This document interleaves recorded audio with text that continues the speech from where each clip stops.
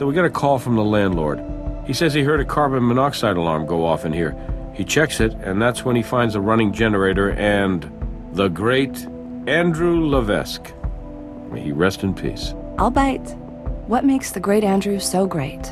Used to call him the Wayne Newton of fire breathers. Wayne Newton? Dankeschön was a very popular song. No? Well, anyway, the guy was a local celebrity at least. I thought he retired. I heard something about cancer. But apparently his cancer was in remission. He was planning a comeback. Was it skin cancer? Because those lesions, they could also be indicative of Kaposi sarcoma, an AIDS-related illness. But the landlord mentioned carbon monoxide, huh? Generators do have a reputation for that. But in a room this size? And therein lies your suspicious circs. You guys worked together before? No. It's our first time. I'll be gentle. You'll want to question the family when you get the chance. There was apparently a substantial insurance policy on the great Andrew's life. Okay, I'll leave you both to it. Dankeschön. What a mess. I confess.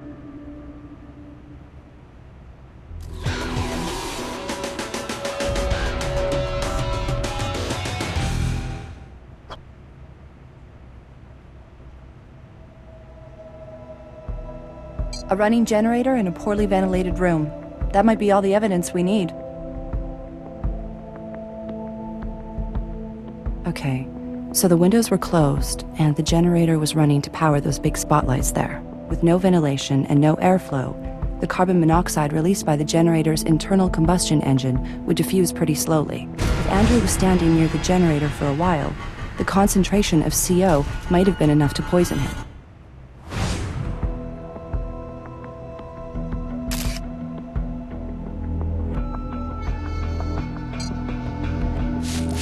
No trace fluids there. No trace fluids there. No trace fluids there.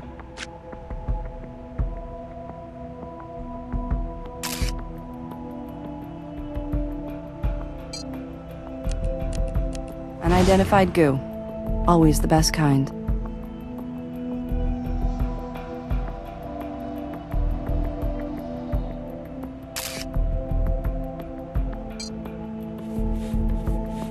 Good thinking. If we need to, we can figure out where that gas was purchased from its composition.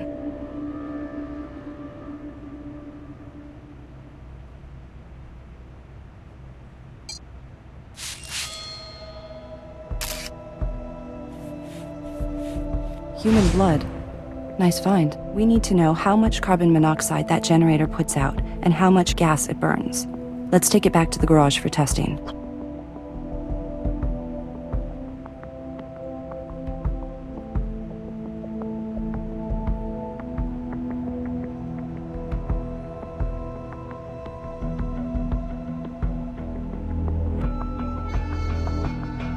That vent is closed just like the others, but it's not on an exterior wall. I bet Dr. Vince knows where it leads.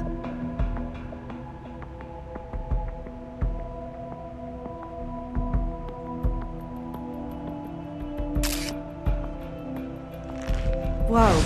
Bartender, pour me another.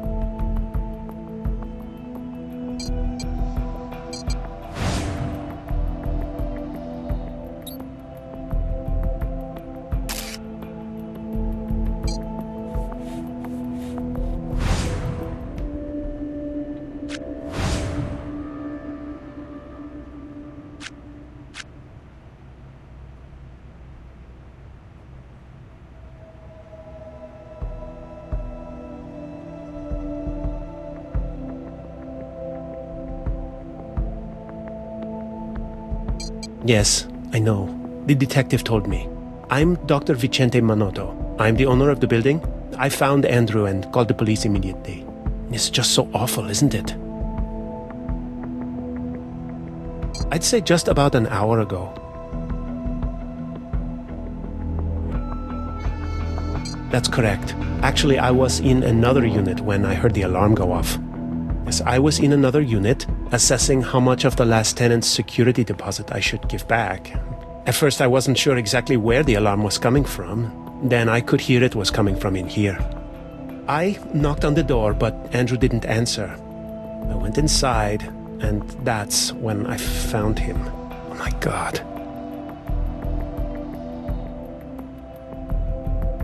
No, I didn't, but I didn't smell a gas leak. Of course, I know carbon monoxide doesn't have an odor.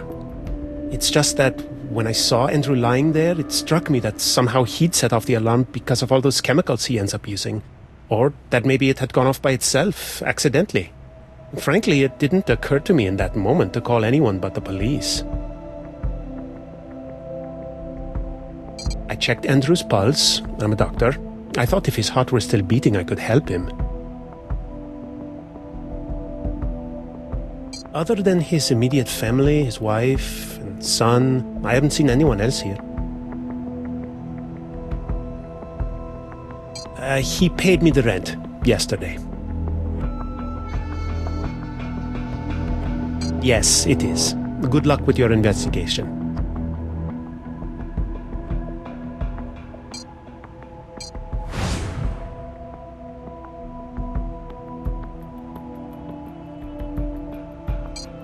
I'll call down to the morgue for a pickup. Okay, we've got warning signs posted. We've got our oxygen masks, and we've covered half the garage with a giant plastic bag. The conditions inside the gas tent should closely mimic those in Andrew's practice space, and the carbon monoxide detector is positioned about where Andrew's head would have been relative to the generator. All we have to do is fire that puppy up and wait. We should get a good sense of how fast it burns gasoline and how much carbon monoxide it puts out. Care to do the honors? Okay, that's good. Now come back out here where it's safe. We're gonna let it run completely out of gas. It's gonna take a while, so we should come back later.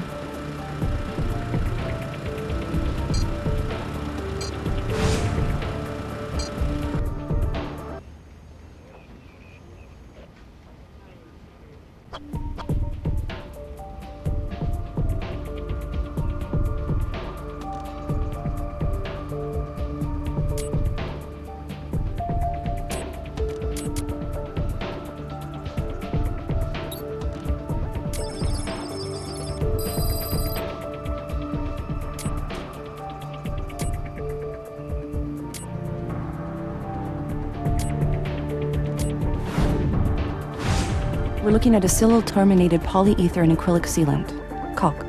The great Andrew must have been closing up some joints and gaps in his rehearsal space. Although, I'll tell you, if it were me, I'd have the landlord take care of that kind of work. And who's to say Andrew didn't?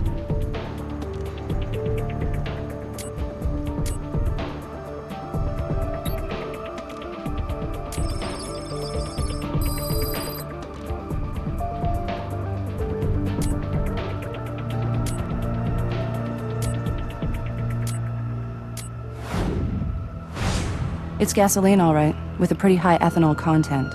Unless I'm wrong, the diethylene triamine is from an aftermarket stabilizer. Allows the fuel to be stored for longer without gumming up.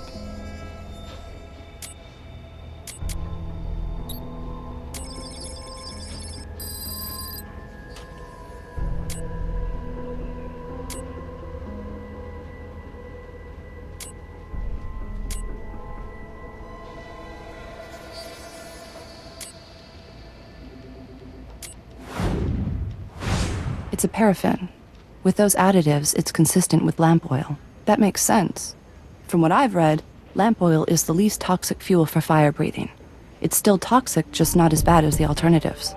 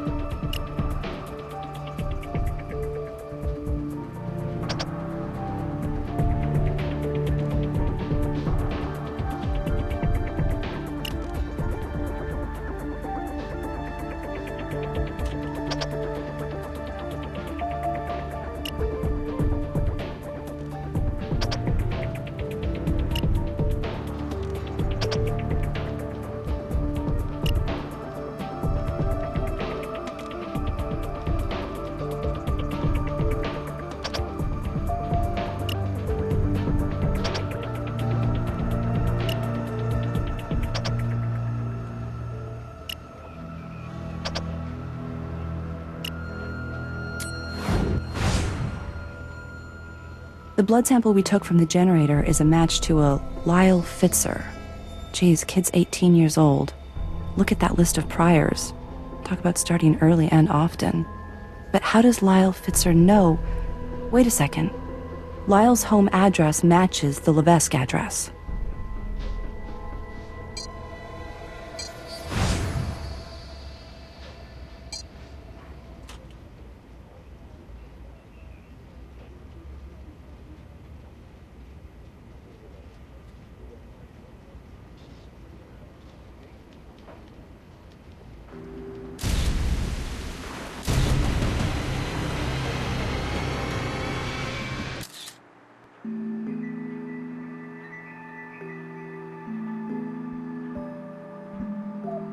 Mrs. Levesque, I'm very sorry. It's Ms. now, or whatever someone calls a widow. I'm sorry, I just can't believe my husband's gone.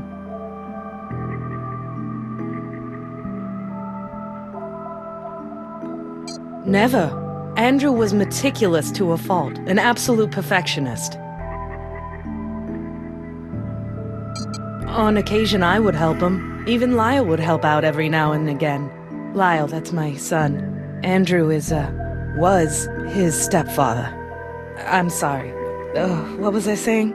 Oh yes, my son and I would help Andrew a bit. Move things around, tell him what tricks we preferred, but for the most part, my husband worked alone.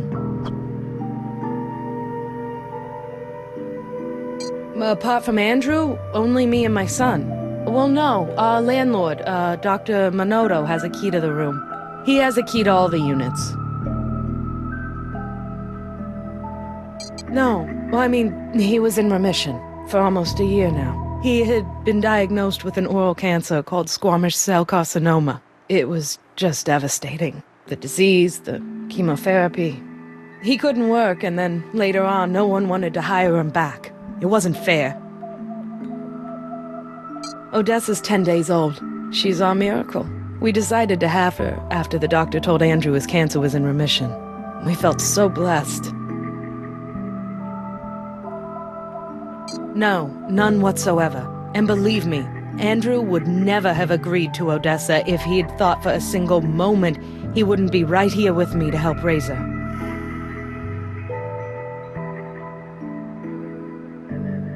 My husband was beloved, truly. Even when they wouldn't hire him back on the strip, they were always so apologetic. It wasn't personal, they'd say. It was business, times were changing, the end of an era, really.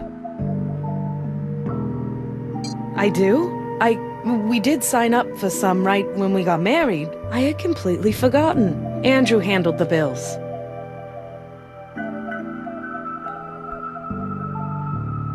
He's not here right now, but when I see him, I'll make sure he gives you all the help he can. If you need to ask me anything else, anything at all, please feel free.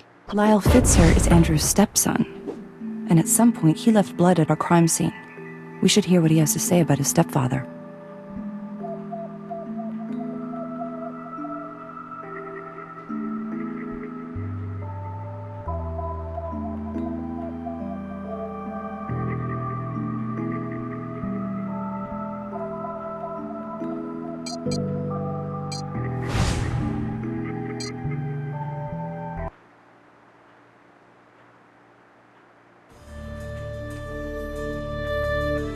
Yeah?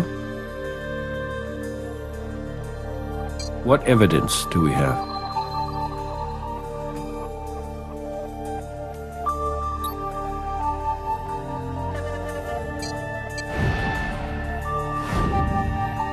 We don't even know if there's been a crime yet, so there's no grounds for a warrant.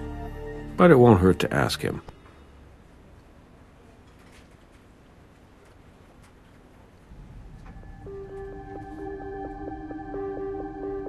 I thank my mom. I wouldn't be here if she hadn't freaked out when I said I wasn't going. I'm sure it's a tough time for her, but we have to ask. We found your blood on a generator that may have caused your stepfather's death. How did it get there? A generator killed him? He didn't die of cancer? How did a generator kill him? Lyle, your mother said sometimes you would help Andrew practice his performance. But how would your blood get on the generator? I got in a fight. At school, and I got suspended. Mom said I had to tell Andrew before the school called him. So, last night I went into his rehearsal room, and he didn't take it well. He liked to poke and push as punctuation. He'd yell, and then he'd poke, yell, then push. Last night he pushed me so hard I hit my head on the generator. Hurt like a... It hurt, okay? A lot. Pretty great guy, huh? What do you think? But he'd only hit me when he was bored with beating Mom. It must have been very tough for both of you. I'm curious, did you ever think about... Look, I did not kill my stepdad. Believe me, I had every reason to, but I can restrain myself.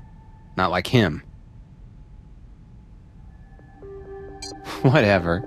I can go, right?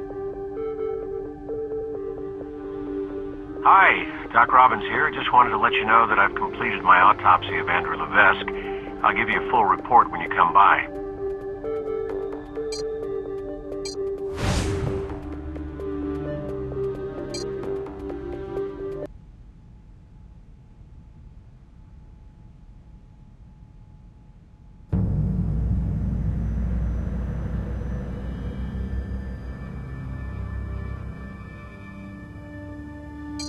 Carboxyhemoglobin saturation levels in your victim indicate that he was exposed to carbon monoxide in relation to ambient concentration of about 3,200 parts per million.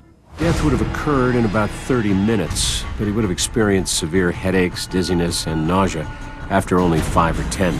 Who hangs around for half an hour feeling like that? Well, that's the other interesting wrinkle. While Mr. Levesque's exposure to carbon monoxide was at a lethal level, he was quite possibly already on his way out. Take a look here. His squamous cell carcinoma had spread to his lungs. It's like a friend of mine once remarked, his cancer had cancer. So he might not have felt much worse than he normally did. At least until he keeled over. Now it's even more important for us to finish our test with the generator. If it could have put out enough carbon monoxide, this might be just an accident. No mention of it at all. But Mr. Levesque's last visit to the doctor was over 6 months ago, so obviously his cancer went unchecked and progressed rather aggressively.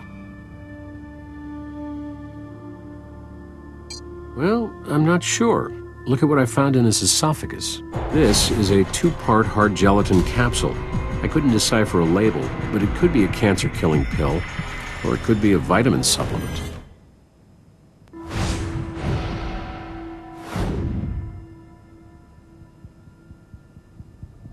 Liver's set, so I'd say he's been dead for approximately 4 to 5 hours. No problems at all. Here you are.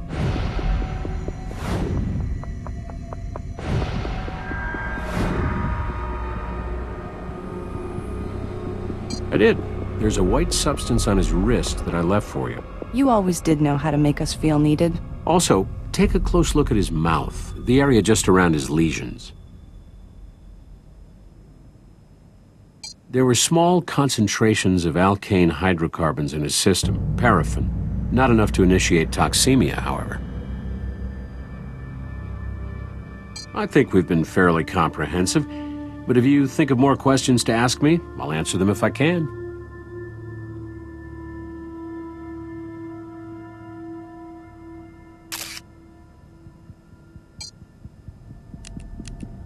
More white goo. But is it the same white goo we found before?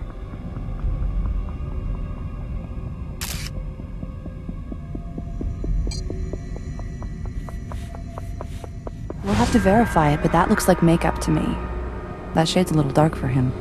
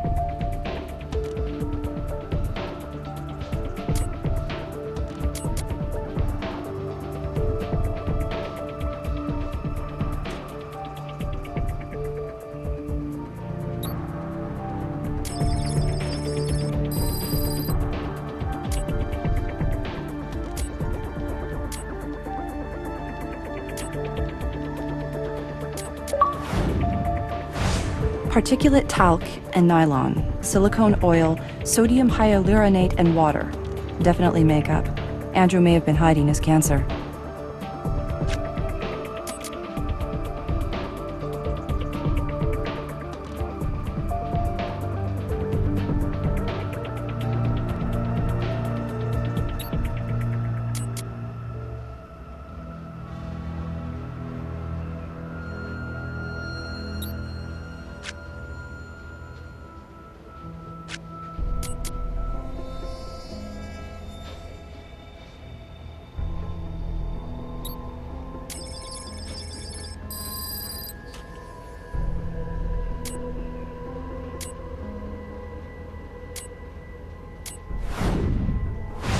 Amniotic fluid? Okay, that's weird. Talk about your alternative forms of medicine.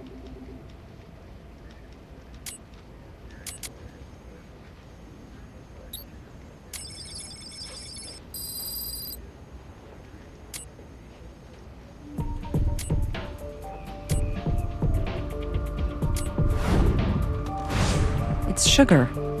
They say a spoonful makes the medicine go down, but I think they mean along with, not instead of.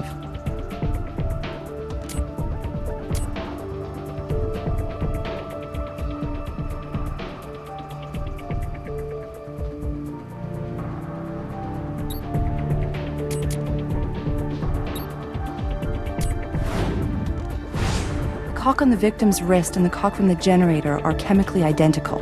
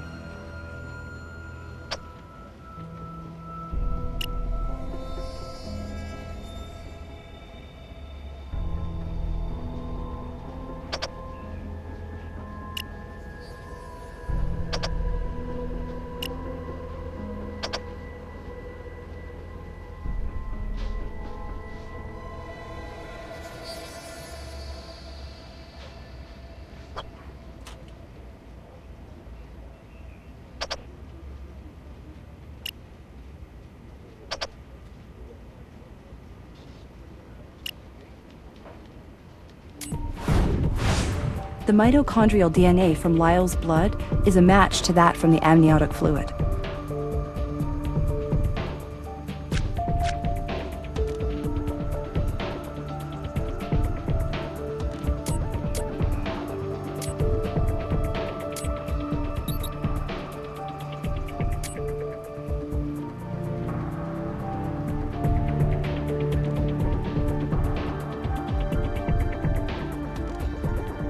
Pharmaceutical companies print out some sort of ID number somewhere on the meds themselves. We should be able to look that up.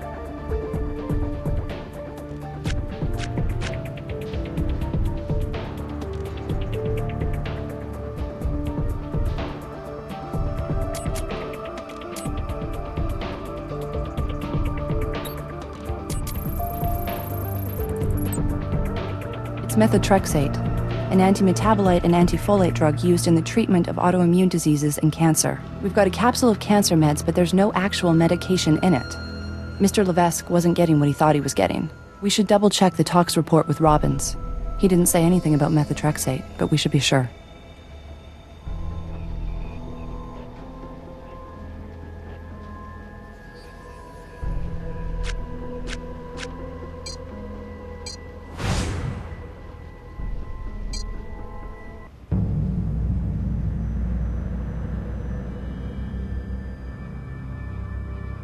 Unfortunately for Mr. Levesque, no.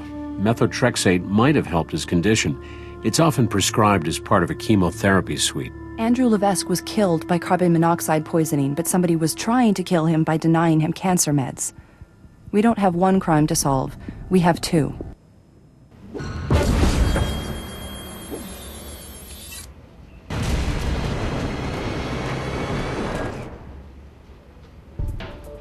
How's the Levesque case going?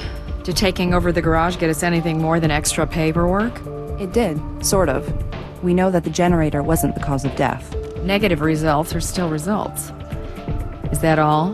Well, we're looking at 2 crimes. Attempted murder by medication denial and some flavor of homicide, negligent or otherwise. Negligent.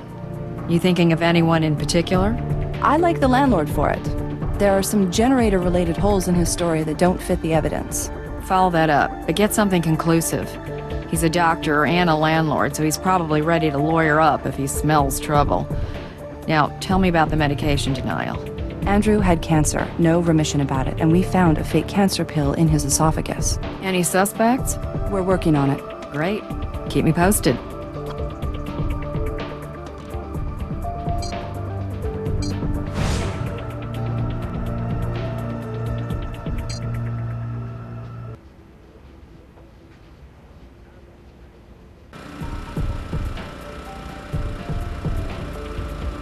Should be almost done. Great.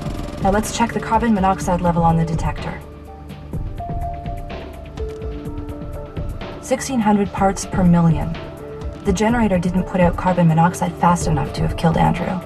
At least not in his gigantic workspace.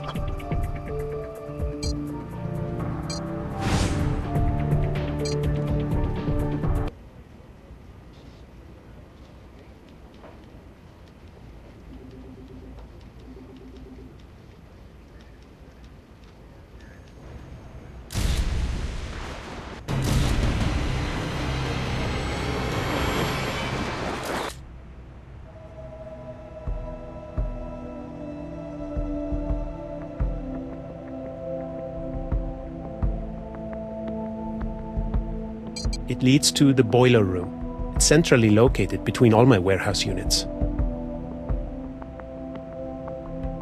Yes, of course. Well, I don't have keys anymore. I have a key card.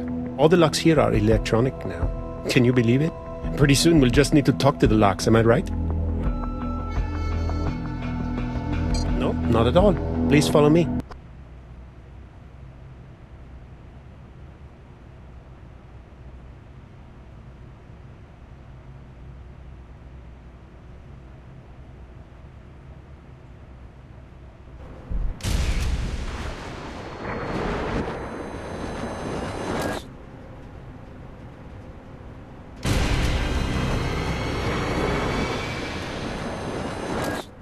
Please, make yourselves at home.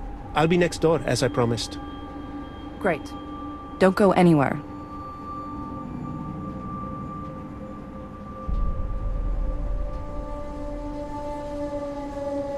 Wow. What a piece of junk. It's gonna take a lot more than caulk to fix this furnace. I wonder if it even works.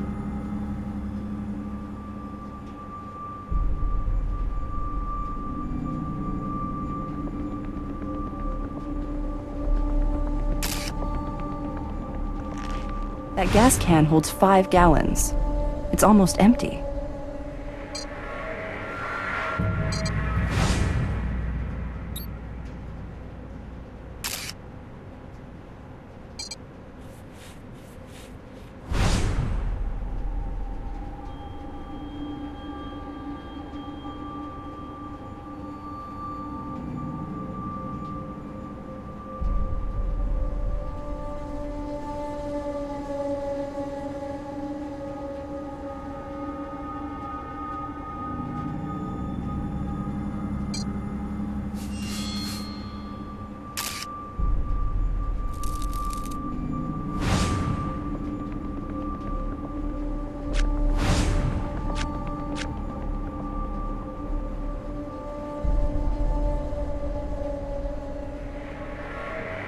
Looks like one of those vents could lead right to the practice space.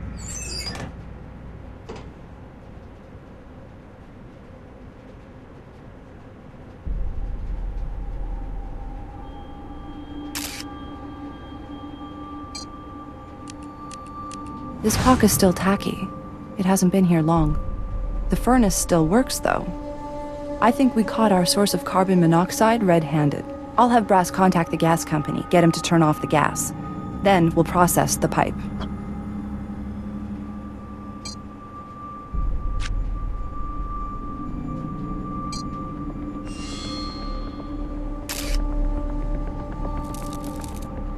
Somebody knows how to make a good impression.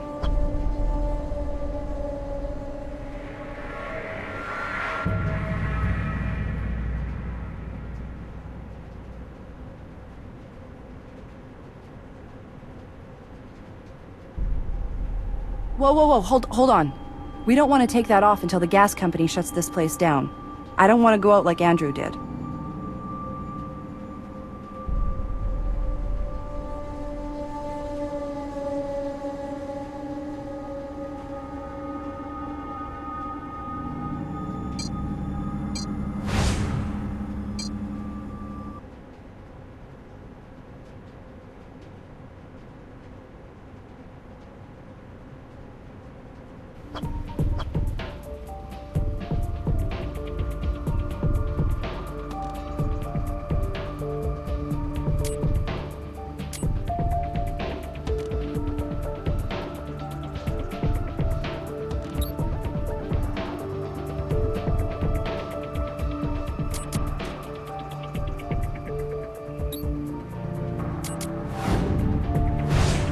The gas from the can in the boiler room is an exact match to the gas from the generator. Same ethanol content, same stabilizing additive.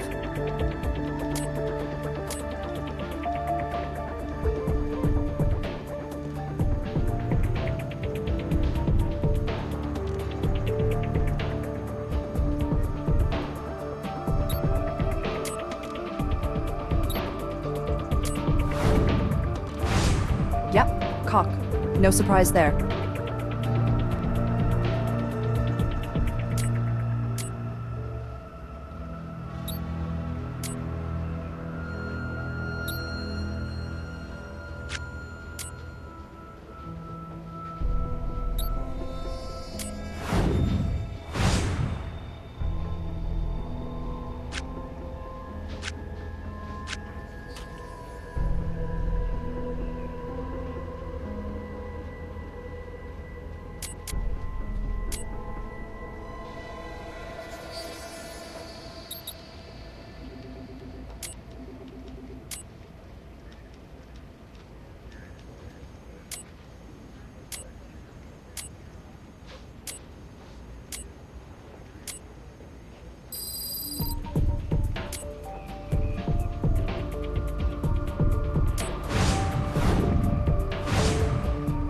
And we have a match.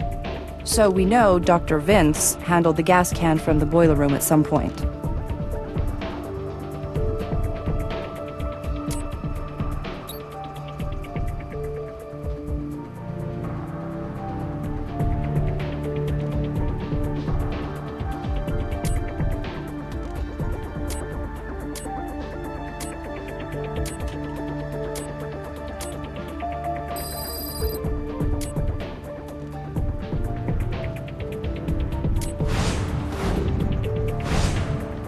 Looks like Dr. Minotto cocked that pipe. Okay, right now we have two possible scenarios. One, someone cranks up the furnace knowing that the leak in the pipe will flood the rehearsal space with carbon monoxide. Once our fire breather has taken his last breath, our perp comes in, seals the leak with caulk, and tries to tidy up the scene. But instead, deposits traces of caulk all over the room, including on the victim. Or two, completely by accident, or what I like to call criminal negligence, the leak in the furnace floods the room with CO, overwhelming the great Andrew. Then someone comes into the room, sees the victim dead on the floor, and decides to make it look like natural causes. In both cases, our not-so-ingenious perp thought we'd think the generator was the source of the CO. And in both cases, I gotta say, I really like our not-so-good Dr. Minotto.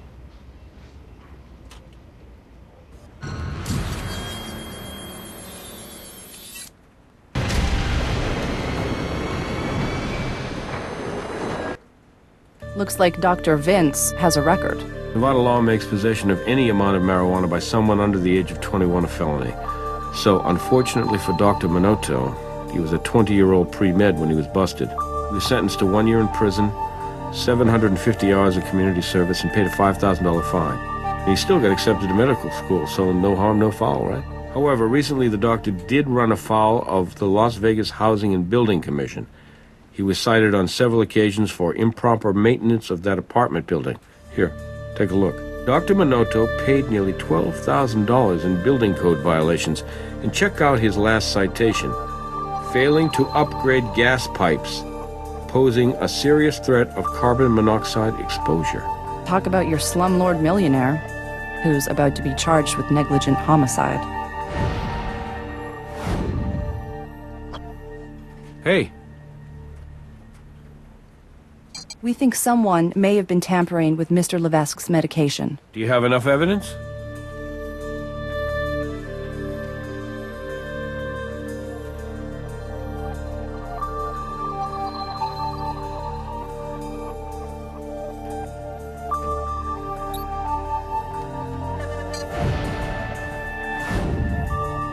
Mitochondrial DNA is not definitive, but the likelihood of two recently pregnant women matching up to Lyle is small enough that I should be able to convince a judge.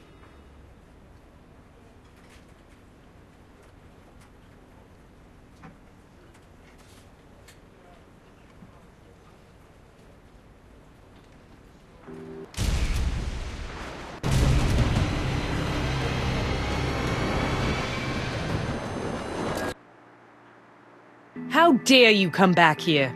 Ma'am, we have a warrant. I don't understand you people. Why are you doing this to me?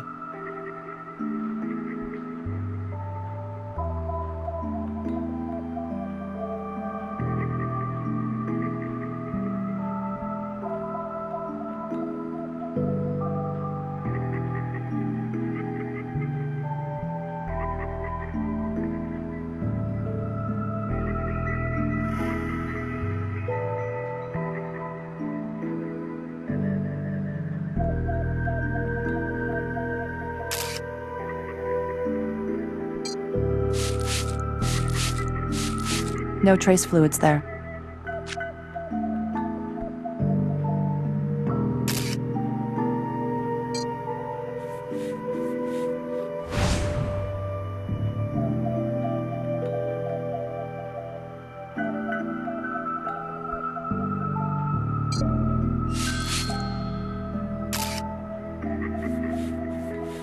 A little bit of blood there. And something else.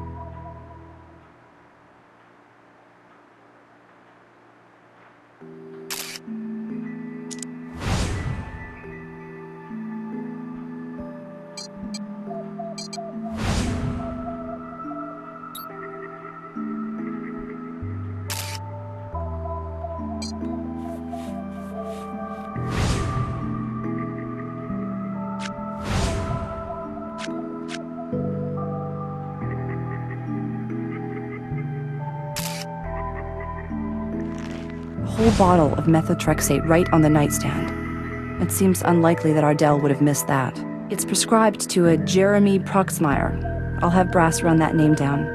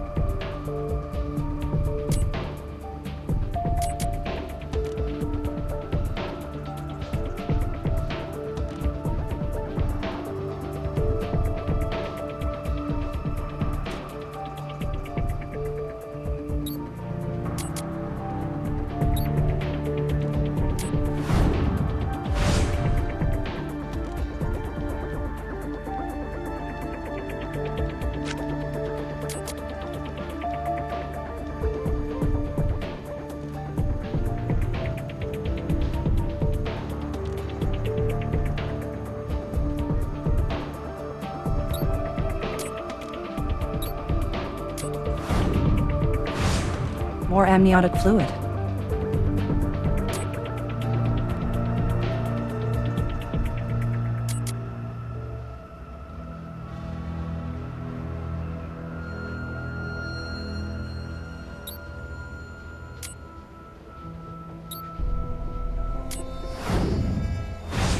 Wow, Sugar in every single pill.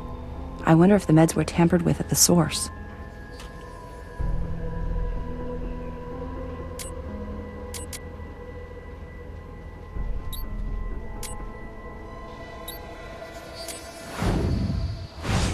Wow. Sugar in every single pill. I wonder if the meds were tampered with at the source.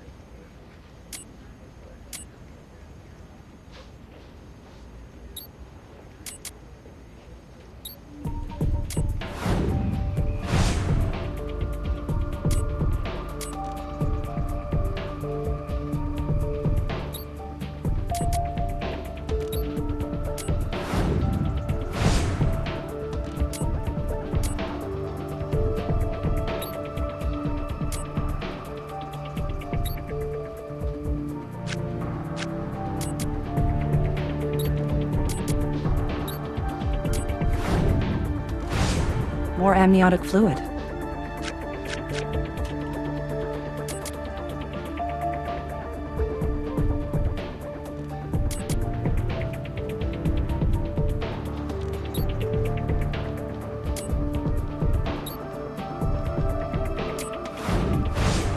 Different capsule, same DNA on the outside. Ardell's.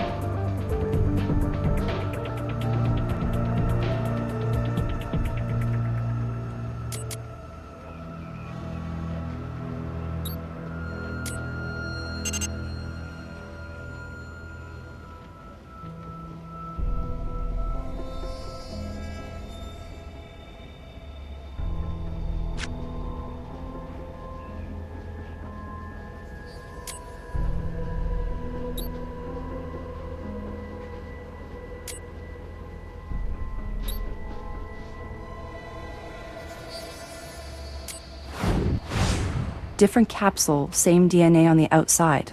Ardell's.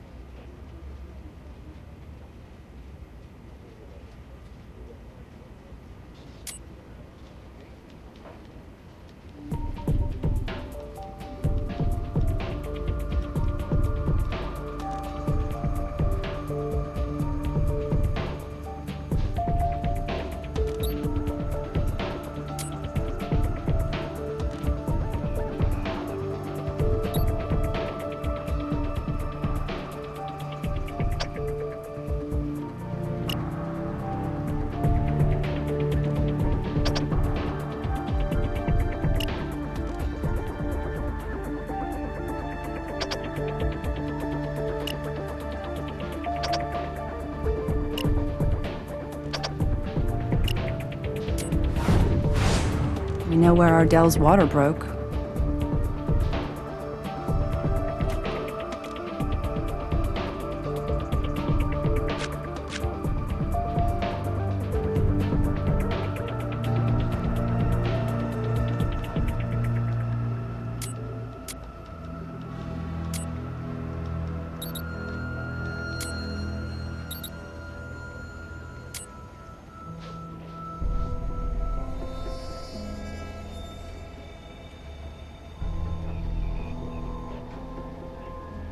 The capsule we found at the Levesque house has the same ID number as the pill Andrew tried to swallow.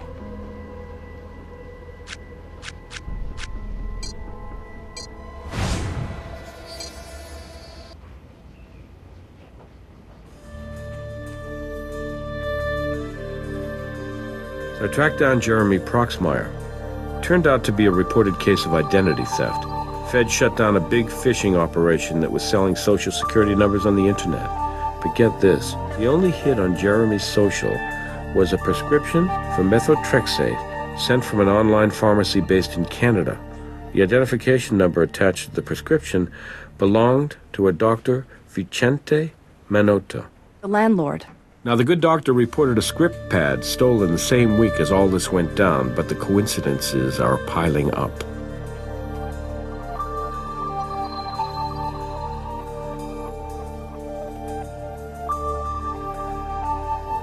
What do you need?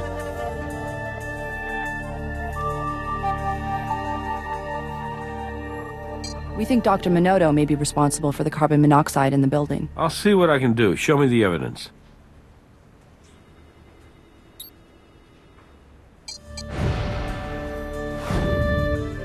Yeah, that's what I thought. Let's bring him in.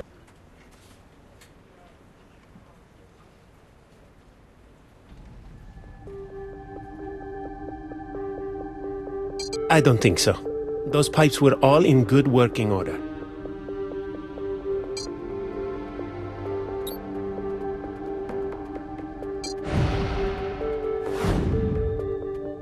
Dr. Minotto, can you explain to us why, despite being cited by the city, you failed to repair the gas pipes in your building?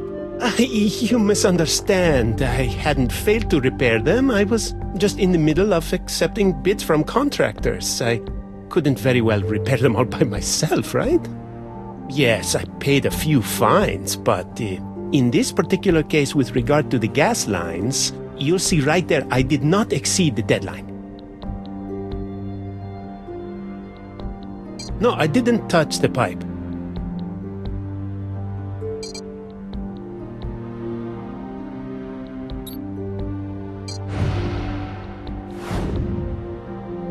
Dr. Minotto, we know you put caulk on the pipe in the boiler room. I can't explain that. I don't remember touching the furnace. But if I did, then it must have been when I was checking it. But that would have been several days ago. The caulking was wet, Dr. Minotto. It was fresh, and it was lathered on. I'd say you should have waited for a professional to do the job. All right. Perhaps I did put caulk on the pipe.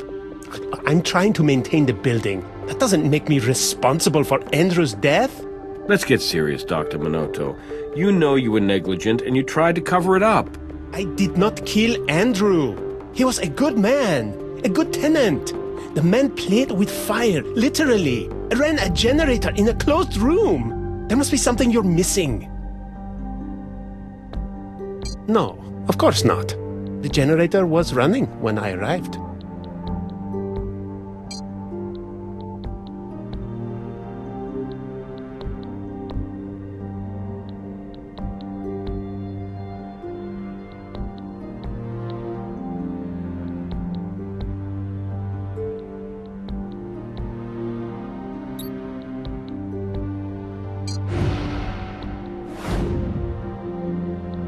We matched the gas from the generator to what was in your gas can in the boiler room. Yours were the only prints on it. Please, stop, okay? I tell you what happened. I'll tell you everything. As I told you before, I heard the carbon monoxide alarm coming from Andrew's practice space. I knocked, but when nobody answered, I used my keycard. Andrew was lying there. I did check his pulse, just as I said, but there was nothing. He was dead. I was scared, in shock. All I could think about was that citation from the city for those damn pipes, and I knew someone would hold me responsible for Andrew's death. I panicked. I got some caulk out and did my best to seal off the cracks in the pipe. I brought the gasoline I had been storing to the practice space and used it to fill the generator Andrew used to power lights during his outdoor performances. Andrew himself gave me the idea. He had told me once that he would never run the generator indoors for fear of poisoning himself. I rolled the generator to the middle of the room, started it, then moved the body under the lights that powered. Then I called the police. Accidents will happen, but why don't I think we have the whole picture? I've told you everything I know. I swear. I don't know any Jeremy Proxmire.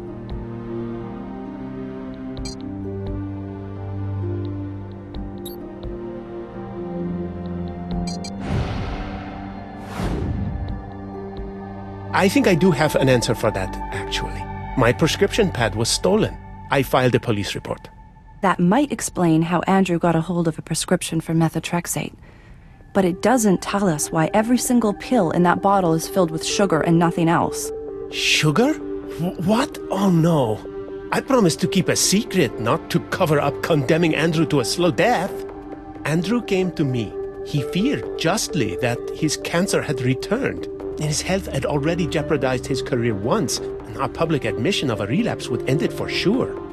I advised him to seek specialized treatment, but he wouldn't hear of it.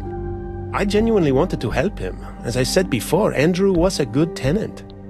So I explained which drug would help his condition, and then I may have left my pad lying around where someone could take it. which is a diplomatic way of saying you gave the pad to Andrew and then reported it stolen to cover your own hide. You're right that I reported it stolen about a week later. But I didn't give the pad to Andrew. I gave it to Ardell.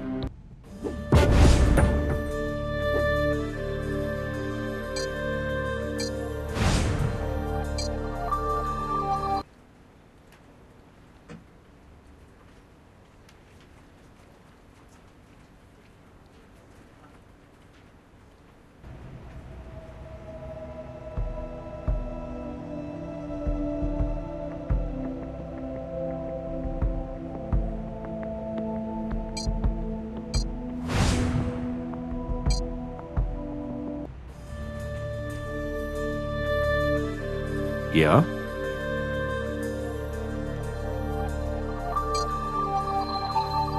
Show me what you got.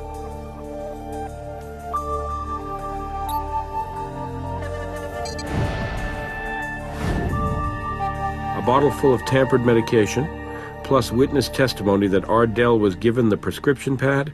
That should be enough to get her in here.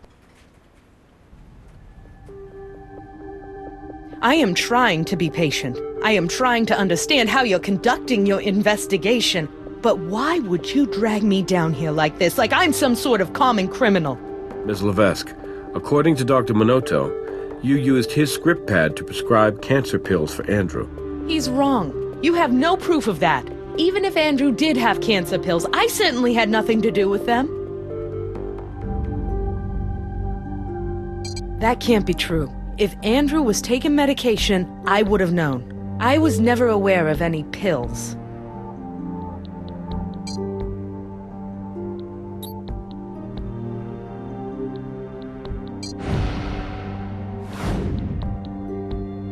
We found your DNA on Andrew's pills, Miss Levesque. You must have known about them. Oh my God, I can't explain it. You can't, or you won't? Okay, look, I knew about the pills, yes. I knew that his cancer had come back. But what were we supposed to do? Andrew could hardly find work when people thought he was in remission. How was he supposed to support us if people knew his cancer had come back? Dr. Minoto was kind enough to help us, even though he could have lost his license. Dr. Vince's Heart of Gold doesn't explain your amniotic fluid on the pills. No, it doesn't. That was something else. Andrew didn't like me to see him take his medicine. He said it made him feel weak. The night Odessa was born, I approached him in the bedroom. I guess I didn't realize he was about to take a pill. I surprised him, and he turned around and pushed me, spilling his pills on the floor. He stormed out. I don't think he even realized that the fall made me go into labor. Tamper with them? How do you mean? The contents of the pills were emptied and replaced with sugar. What? That's crazy! I never emptied his pills!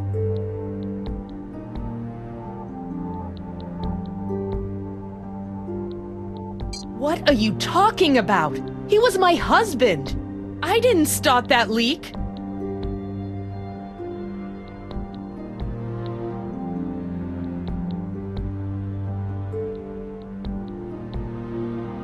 Violent?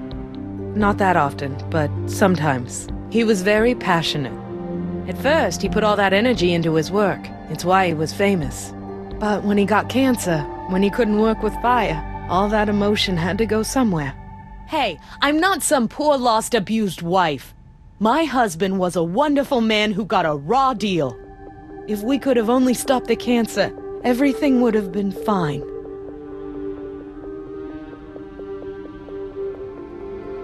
If he did, neither one of them told me about it. Lyle said that's how his blood ended up at the crime scene. I guess I suspected something. Lyle, I love my son, but I can't always control him. When I married Andrew, I thought it would be good for Lyle to have a strong male role model. But I don't think Lyle ever really accepted Andrew's authority.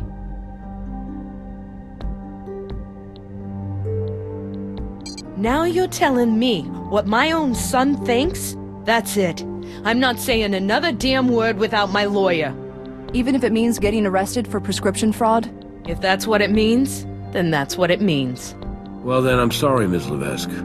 You're under arrest.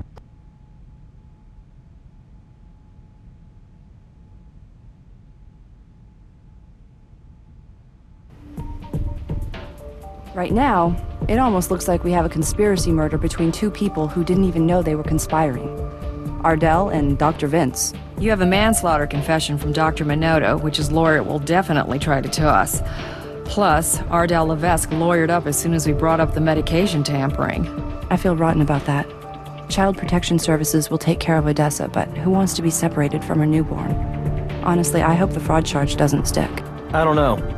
I think Mrs. Levesque isn't talking because she's hoping we can't close the deal on an attempted murder charge. You know, she was definitely involved with the prescription fraud, but it doesn't mean she's the one who emptied the medication. Brass, I need you to come down here and process some evidence. Let's just say Ms. Levesque has baggage.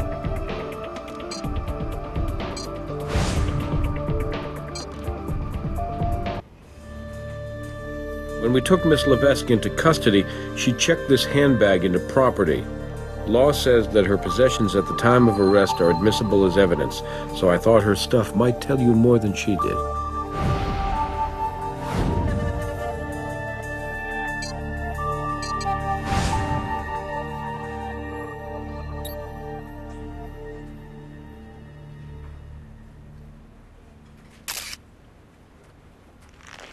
Cyclopirox. We'll have to look up exactly what that is, but it was prescribed by a Dr. Vicente Minotto to a Mr. Lyle Fitzer.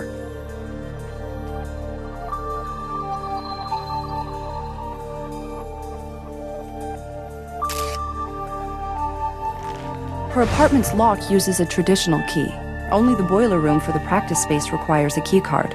It makes sense that Dr. Minotto would have one, but why would Miss Levesque?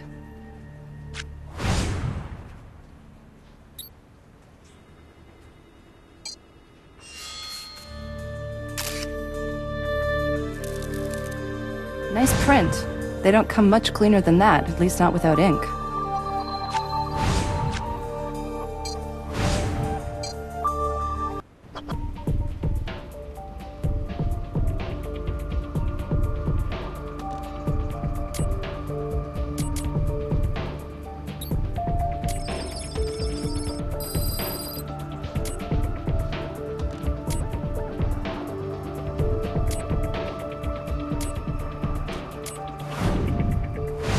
Cyclopirox, just like it says on the label.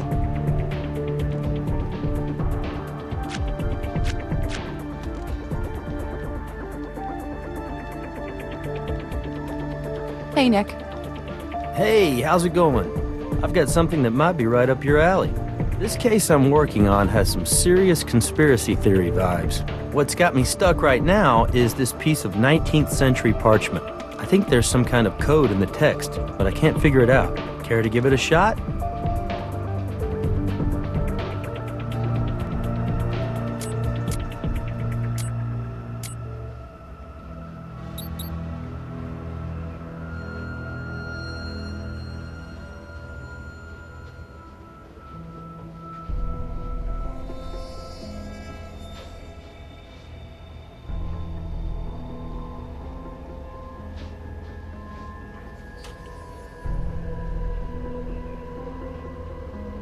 It's a palimpsest. There was something written on this parchment, then scraped off and written over, maybe more than once. I can see the words, all 7 of them, but they don't make any sense.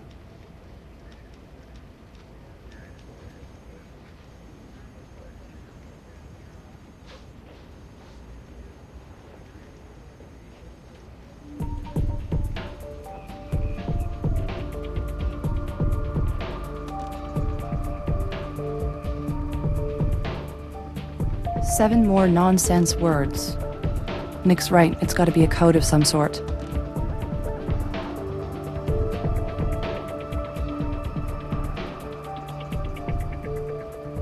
Seven words again. There's gotta be some kind of pattern there.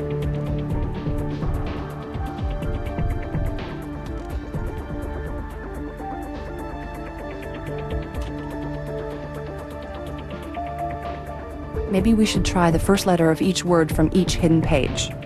But in what order?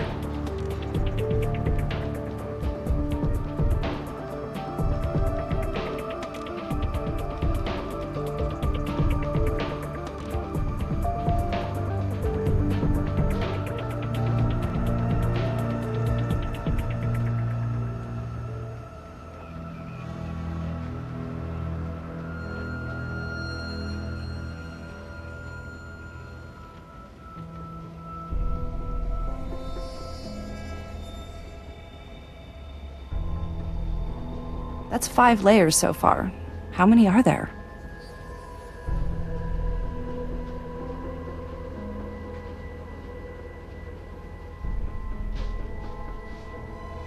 Another layer, more nonsense. Have you noticed a pattern to the colors of light we've used? What color of the rainbow haven't we done yet?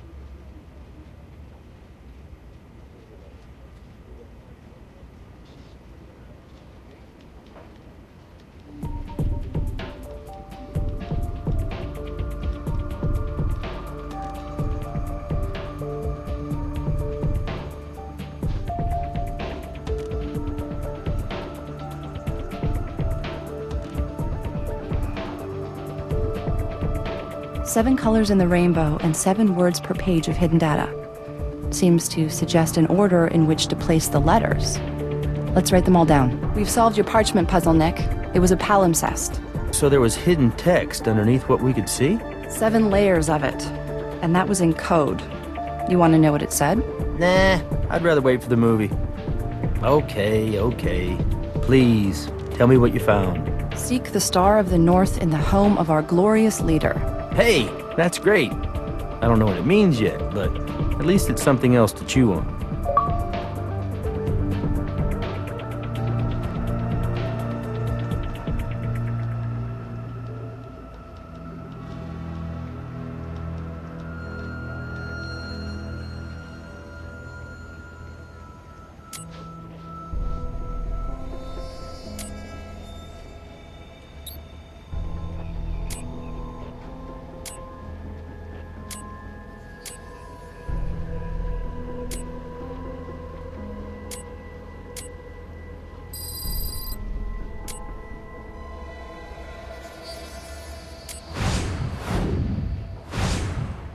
Okay, that perfectly formed print on the keycard belongs to Lyle Fitzer.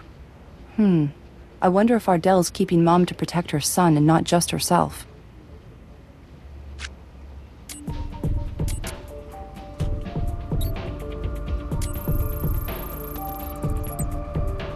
Cyclopurox is a synthetic antifungal agent intended for topical dermatologic use. Hey, Brass again. Gas company turned off the gas in Dr. Minoto's building. You can go back to process the pipe.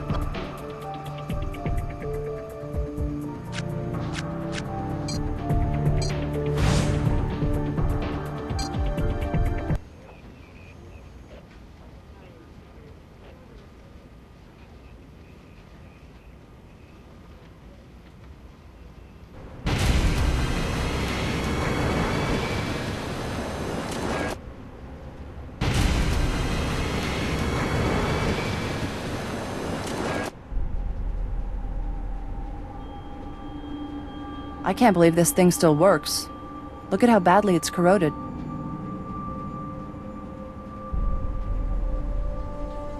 It's hard as a rock. If we try to pull it off now, we'll take half the pipe with it. I know just who to call. I'll put it on speaker. This is Stokes. Hey, Nick. Quick question. You ever remove caulk from a pipe before? Aren't you supposed to be back at the crime scene? I am back at the crime scene. I need to remove some caulk from a pipe. Do you know how to do it? Okay, basically you need 2 things. A heat gun and some denatured alcohol. A heat gun and denatured alcohol? You know, I can't say those are standard issue with the field kit. How am I... Don't worry, I'll be right over. Great. We aren't going anywhere. That was tricky. I'm glad I'm not a contractor. What? You don't like showing up at noon and making boatloads of money? I just don't like removing caulk. So thanks for your help. Anytime. Good luck with the pipe.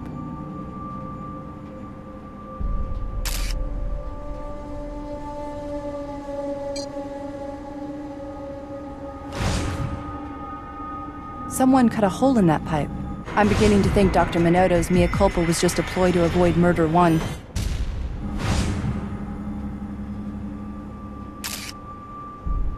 Looks like a bit of fingernail. We might or might not be able to get a DNA sample from that depending on whether it took any skin with it. I definitely want to get a closer look at that discoloration though.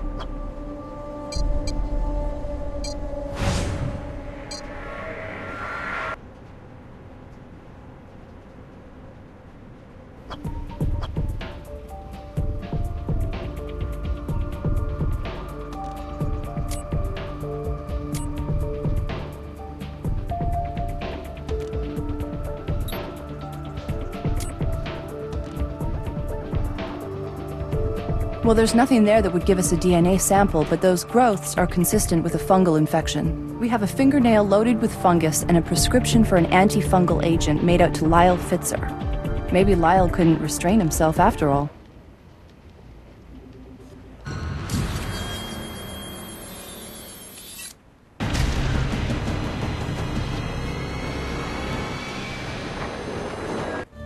Captain, we've just flipped our case on its head. Let me guess.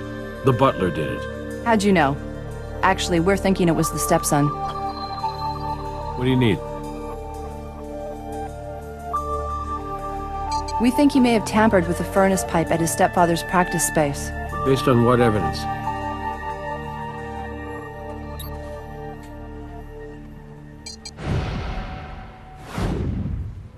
Well, we already have a warrant to search the house for signs of medication tampering. It shouldn't be too difficult to get the parameters expanded in light of this new evidence.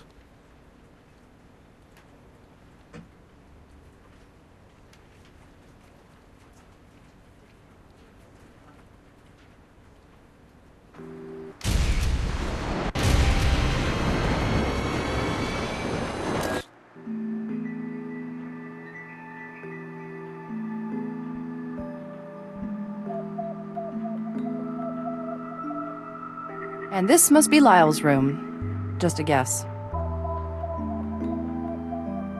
We're looking for a tool, something that could have punched a hole in those rusty pipes. Probably a chisel from the look of the mold we took, but let's not assume.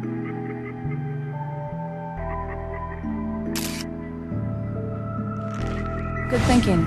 The knife blades are a little smaller than our mold, but he might have tried using it. There could be trace.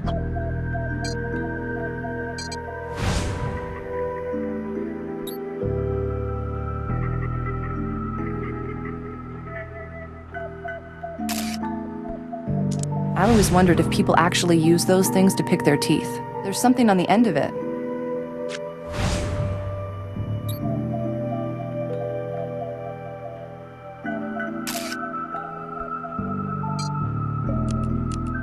White powder. That could be a lot of things. Very few of them good.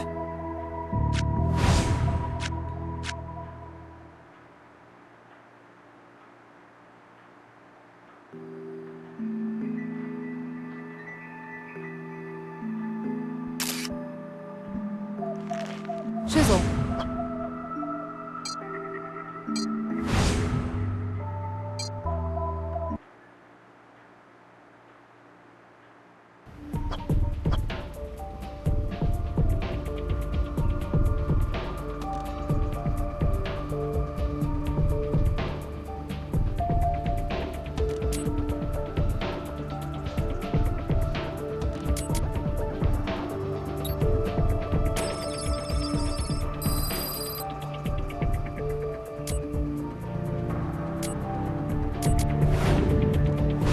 The residue on the toothpick is methotrexate. Lyle was tampering with his stepfather's medication.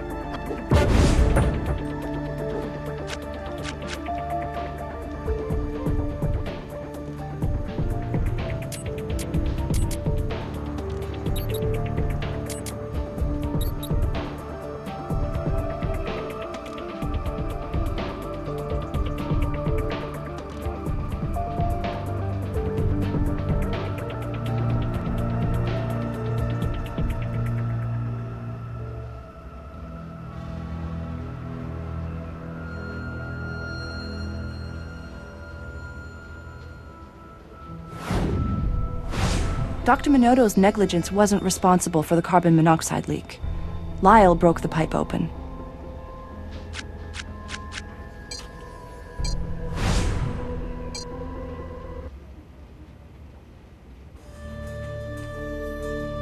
Hey!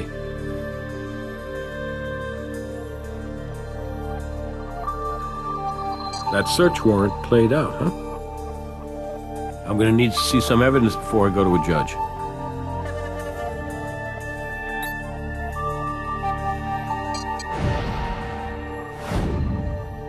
One attempted murder warrant coming up.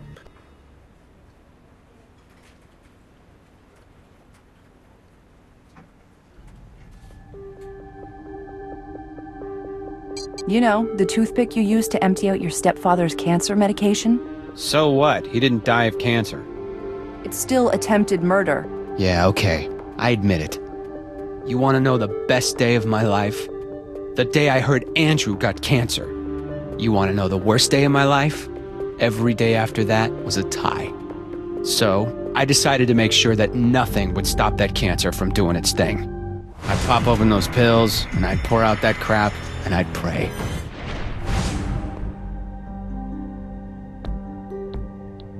I don't know anything about a leak.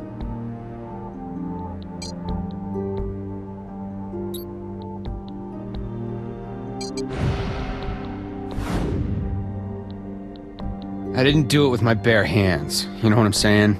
I didn't have the guts to kill that son of a bitch with my bare hands. Did my mom tell you what happened the day Odessa was born? Yes. He pushed her and induced her labor. What kind of person does that, huh? Oh my god, I should have killed him right then. But my mother was about to give birth, so I drove her right to the hospital. And then, do you know what he had the nerve to do? He came to the hospital like nothing had ever happened. He came to the hospital to watch his real child be born. I bought a hammer and the chisel that afternoon. I chipped away at that pipe just enough so it looked like corrosion. I wanted to get away with it. Yes, I did. Because I wanted to be able to get away with my mother and little sister as far away from this city as possible. So I tried to make it sort of look like if anyone was responsible, it was that slumlord Dr. Minotto. I'm sure he deserved to be in jail for something anyway. I probably told myself I was doing you guys a favor. I don't know. You know, there was another way out of this. You could have called us. Seriously, like my mother would ever press charges against that bastard? No way. Jeez, she was always seeing in his eyes how he changed, or how he was about to change, or how Odessa had changed him. There was only one way our lives were going to change. I was sick and I was tired. Sometimes he'd brag about how what didn't kill me would make me stronger. Well, he was right about that, I guess. I really didn't care about anything except killing him. Maybe you should have thought a little bit more about your mother and Odessa. You don't think she's gonna need her brother? I did the best I could for both of them. You two did a great job on this case. It was quite a maze, but all roads ultimately led to Lyle. I feel sorry for Miss Levesque. Her life has been turned upside down. She's lost her husband, her son is going to jail for murder, and she just had a baby. There is a bright side. Jim talked to the DA's office and they have no interest in pursuing the prescription fraud case. Then both Ardell and Dr. Vince go free? Miss Levesque has already left, but we still have Dr. Minotto in custody for tampering with the crime scene. He might not have meant any harm, but he still made our job harder than it needed to be. I'm hungry. Either of you interested in breakfast?